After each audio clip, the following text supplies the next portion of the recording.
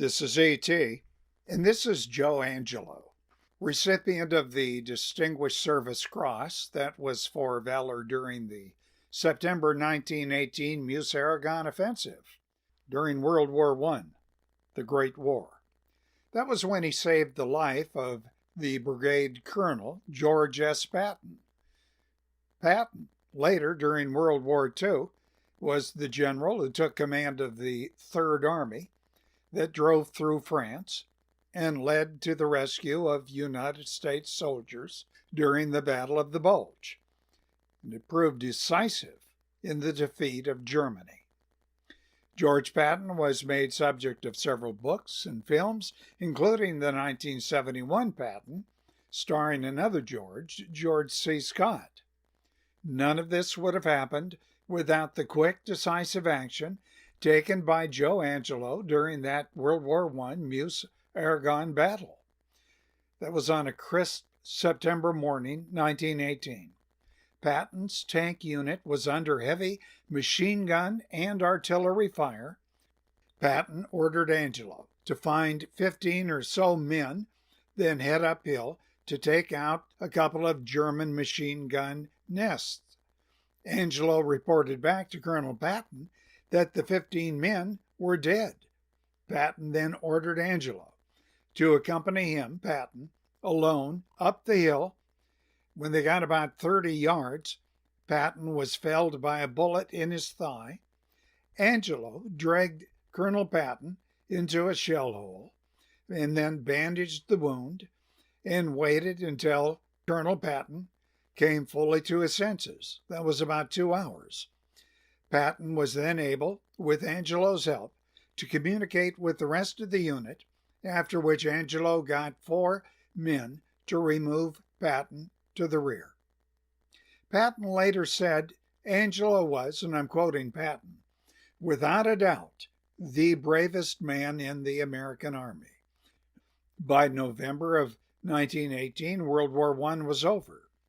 Meanwhile, during the 1920s, the U.S. economy would blaze white hot and then implode, beginning with the stock market crash of 1929. By the end of 1931, during the last months of Herbert Hoover's administration, unemployment and overall economic stagnation reached such a point where even a communist revolution appeared possible. It was in this context that an unemployed and desperate Joe Angelo joined what were known as the Bonus Marchers, who had set up camps in the nation's capital and demanded immediate payment of a promised bonus that was to be awarded for their military service during World War I. It had been scheduled to be paid out in 1945, but they needed it now. President Hoover, facing a possible insurrection, with Congress having deserted him, and the former soldiers building camps around Washington, D.C., Hoover was getting little support from the D.C. police chief, himself a former World War I general, sympathetic to the Bonus Marchers.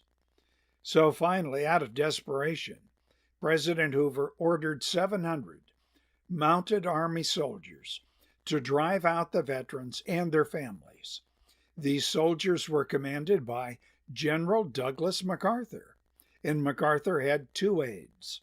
One was Dwight D. Eisenhower, and the other, George S. Patton.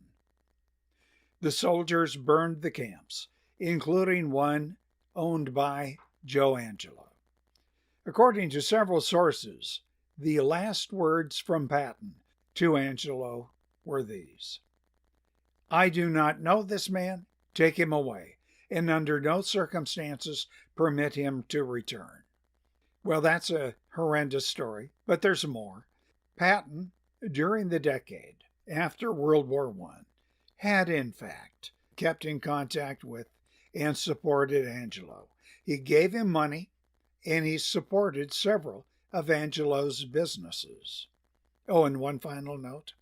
The World War I veterans did get their bonus money in 1936, which happened to be, coincidentally, an election year. This is E.T. Did you enjoy this story? If so, share it on social media and hit the thumbs up icon. Subscribe to this channel, tap the bell icon to be notified of new uploads. Thank you.